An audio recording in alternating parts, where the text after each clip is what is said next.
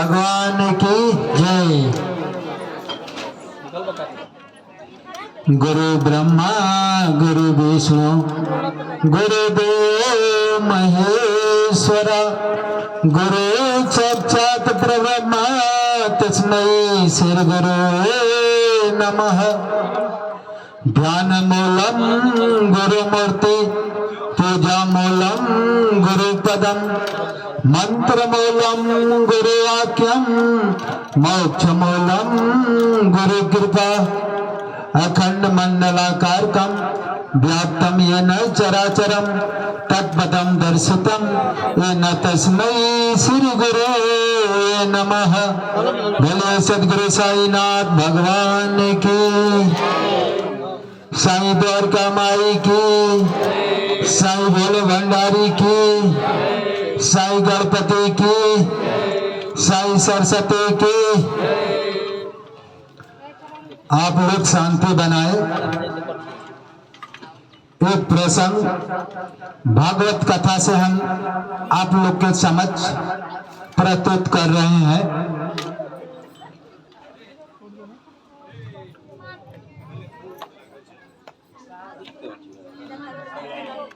भागवत कथा का ये प्रसंग है, आप लोग शांति बनाए और सुने।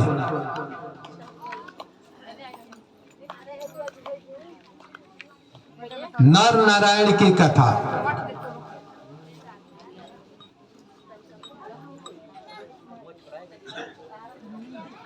नर और नारायण एक राजा के लड़के थे। जब वो कुछ होश हुआ उन लोगों का 12-15 वर्ष का हुए, 15 वर्ष का हुए, तो उन लोगों के पास वैराग्य जगा, उन लोगों के हृदय में।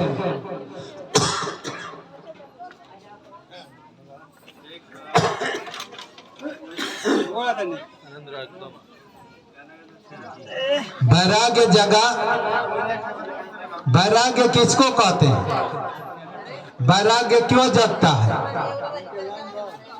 जब आपके अंदर पुण्य होगा, भक्ति होगी, पुण्य हिलोर मारेगा, तो आपके अंदर वैराग्य जागृत होता है।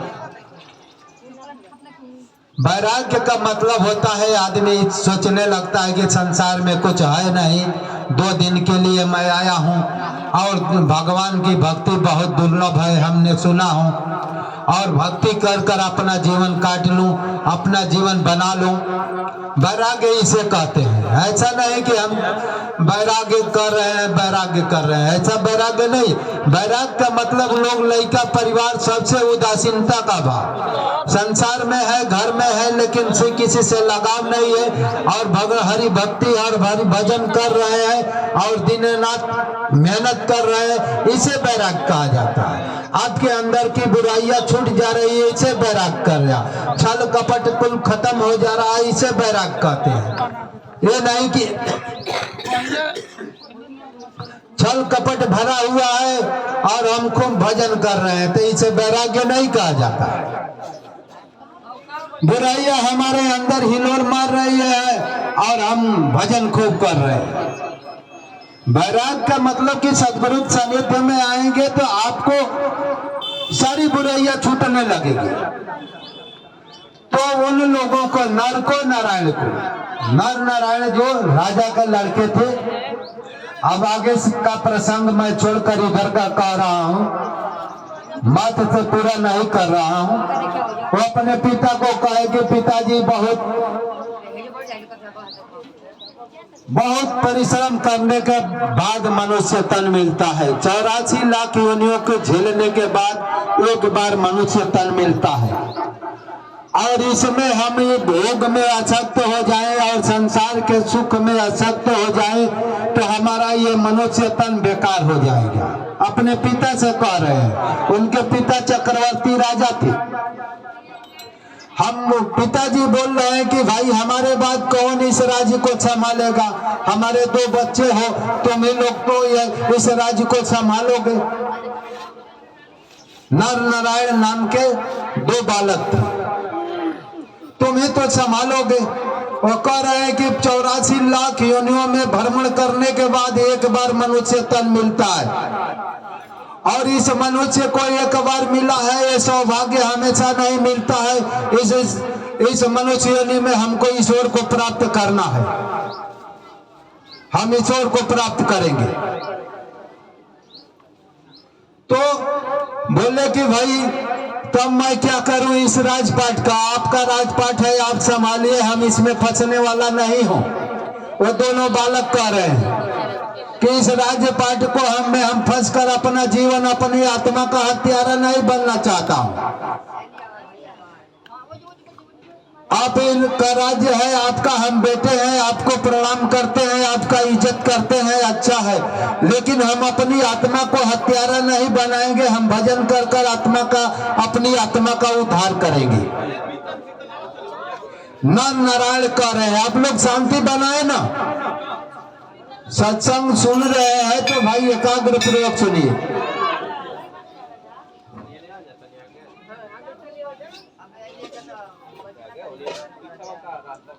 वो दोनों अपनी पिता की बातों को अनुसुनी कर कर वो बद्रीनाथ की यात्रा कर ली।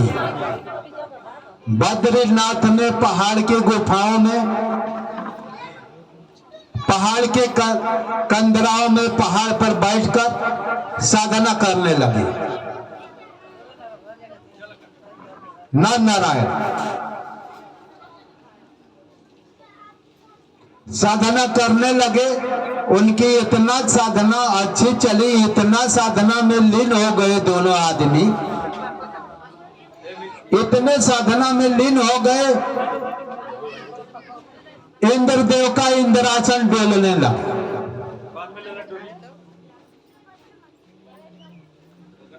इंद्रदेव का इंद्रासन डोलने लगा।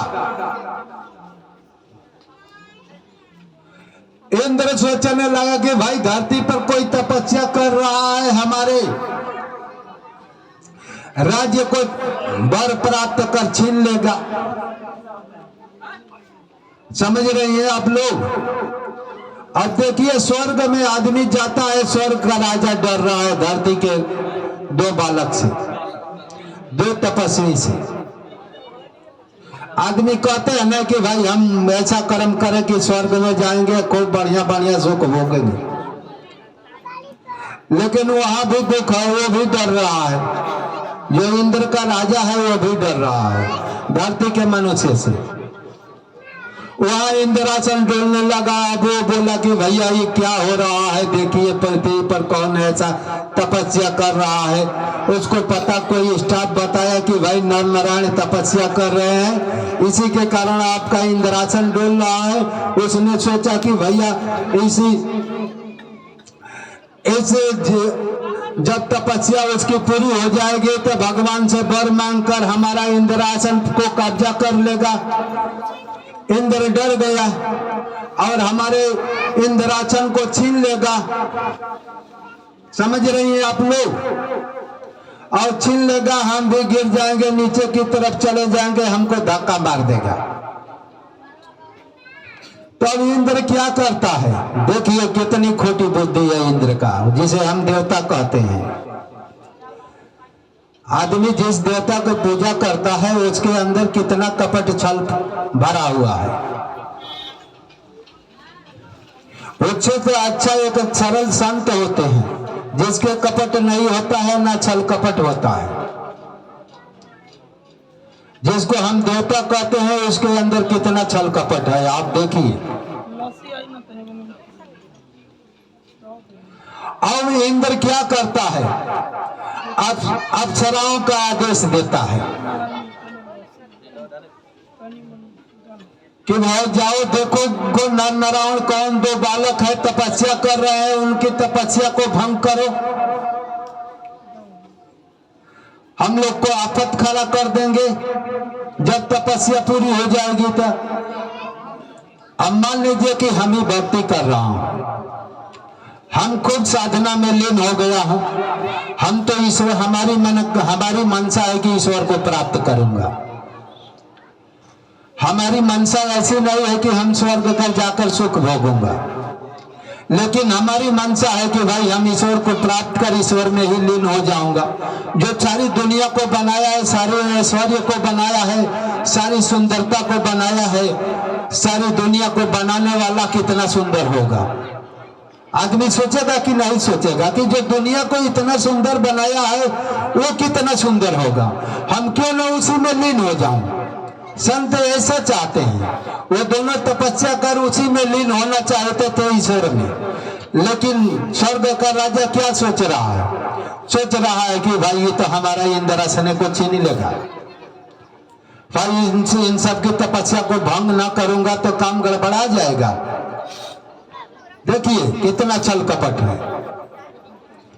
जब वहां से अपना स्टाफ 16,000 का स्टाफ भेजा, 16,000 अप्सराओं को भेजा कि जाओ बद्रीनाथ के पर्वत पर, वहां पर नर नारायण तपस्या कर रहे हैं और उनकी तपस्या को भंग करो। और 16,000 अप्सराएं आई और जहां वो तपस्या में लीन थे नर नारायण, वहां पर छमुक छमुक छमुक छमुक करने लगी, अपना कार्य करने लगे कि भाई किसी तरह से हम इनकी तपस्या को भंग करूं। भाई उन अप्सराओं के पास क्या है? हाय ये तो अप्सराएं इंद्र की गुलाम है, इंद्र राजा है, जो का आज्ञा देगा, चाहे तुम मरो चाहे जरो, चाहे ऋषि का शराप लगे, हाय गुलाम है, वो सब जाएगी। हाय डरते डरते गए। हाय उन लोगों को भी डर था कि भाई कहीं हमसे नाराज होकर दोनों ऋषि को मार, हमको शराप न दे दे। और शराप दे दे कि भाई जाओ जलकर भस्म हो जाओ, तो वो सारी अप्सराएं भस्म हो जाएगी कि नहीं हो जाएगी। संतों के साईं बाबा की वाणी कभी अमिट नहीं हुई है। साईं बाबा को है, एक बार तूफान आया था सीधी ग्राम में, तूफान आया था तो इतना जोर से तूफान आया कि सारे आदमी का घर द्वार मड़ई टाटे जितना थे सब उधियाने लगी और बारिश भी उसी तरह से था। सीढ़ी में जहां साईं बाबा रहते थे वहां देवी देवता तो अनेक है, अनेकों मंदिर है, लेकिन सबने देवी देवताओं का निवेदन किया, कोई नहीं सार्थार्थ काम आई। जब सब भक्तों ने अब देखा कि हमारा घर भी ला जाएगा, फल ढह जाएगा, और साईं बाबा के पास गए और साईं बाबा के पास गए, कहे कि वाह बाबा हम लोग का घर द्वार बचा ले, नहीं तो सब आफत ऐसी आई है कि सब नाश नाश हो जाएगा।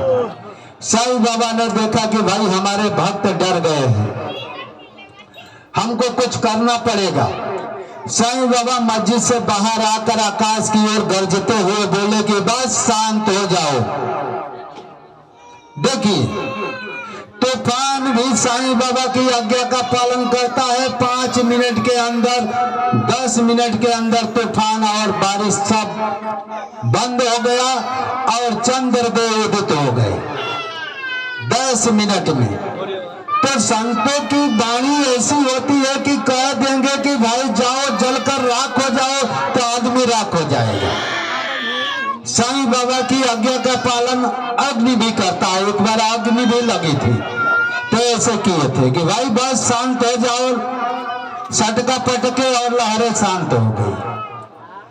तो संतों के पास ऐसी क्षमता होती है कि जो कहते वो ब्रह्मरेख हो जाता है।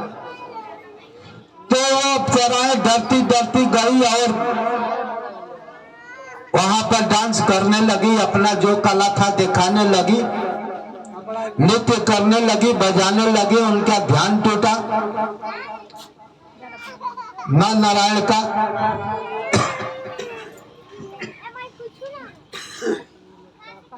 ध्यान टूटा तो बोले कि भैया आप क्यों यहाँ पर आई हो? भाई अप्सराओं से बोले नारायण कि आप क्यों आई है? तो बोले कि भाई इंद्रदेव ने आपकी तपस्या पर खुश होकर आप लोगों की सेवा के लिए भेजा है, सेवा के लिए भेजा है कि हम लोग आपको कुछ अपने जो कला है सेवा दिखा दूं। तो भाई नर बोल रहे हैं कि भाई उनको कौन कहा था कि मेरी सेवा, आपकी सेवा की जरूरत है? उनको कौन कहा? मैं तो नहीं कहा था कि मेरी सेवा आपकी जो सेवा की जरूरत है। इंद्र को क्यों इंद्र भेजा? तब मैं उनकी आज्ञा से आई हूं, महाराज जी आप हमारी सेवा स्वीकार करें और ये भी कहा है कि भाई जो चीज हमारे पास ऐश्वर्य है, आनंद है, सुख है, उनसे बोलना ऋषि कुमारों से कि भाई हमारे यहाँ बहुत से दिव्य सुख है, भोगना चाहेंगे तो आकर भोग लेंगे। दिव्य सुख भोगना चाहेंगे तो भोग लेंगे। बोले कि भाई मैं तो उनके दिव्य सुख क्या है, इंद्र में क्या है। एक दिन इंद्र भी नर नारायण बोल रहे हैं कि एक दिन इंद्रासन भी दूसरा कोई छीन लेता है, हमेशा इंद्र उस पर बैठता नहीं है। इंद्र का सुख जो है नसवान है। हम लोग शाश्वत सुख का पिपाचु है। हम लोग शाश्वत सुख परमात्मा है और परमात्मा का भक्त है और परमात्मा की भक्ति कर कर परमात्मा को प्राप्त होंगे। हम लोग के चित्त में तो स्वर्ग का सुख एक पल के लिए टिकता नहीं। तब क्या हुआ कि भाई बोले कि भाई तुम्हारा इंद्र को इतना गर्व है अपने स्टाफ पर, तो हमको कोई सुख की जरूरत नहीं है, मेरे पास सुख तुम्हारे जैसा बहुत है। मैं चाहूं तो क्षण में तुम्हारे जैसा सुख उपलब्ध कर सकता हूं। अपनी जंघा को थोड़ा सा अंगुली से चीरे और उसमें से एक अप्सरा निकाल दिए। देखिए नर नारायण, जिसका नाम पड़ा उर्वशी अप्सरा, उर्वशी अप्सरा पड़ा और उन 16,000 स्टाफ के बीच में ऐसा सुंदर नृत्य किया कि सारे स्टाफ की अप्सराएं लजा गई। कुछ समय के बाद इंद्र भी आया और कहा महाराज जी आपके लिए सेवा के लिए मैं भेजा हूं। अब साइड काट में कथा कह रहा हूं भाई, आगे भजन का भी कीर्तन करना है। तो इंद्र आया और बोला कि आपकी सेवा के लिए महाराज जी लाया हूं। बोला कि मेरी सेवा तू क्या करेगा? तुम ले जा हमारे यहाँ से ये अप्सरा जो उर्वशी है। तो इंद्र क्या कहता है, जी महाराज आपकी प्रसादी। अपनी स्वर्ग की शोभा के लिए उर्वशी अप्सरा लेकर गया स्वर्ग में। तो संतों के पास ये सब नश्वर चीज कुछ भी नहीं है। संत के पास शाश्वत सुख की अभिलाषा होती है। बोलिए सदगुरु साईनाथ भगवान की।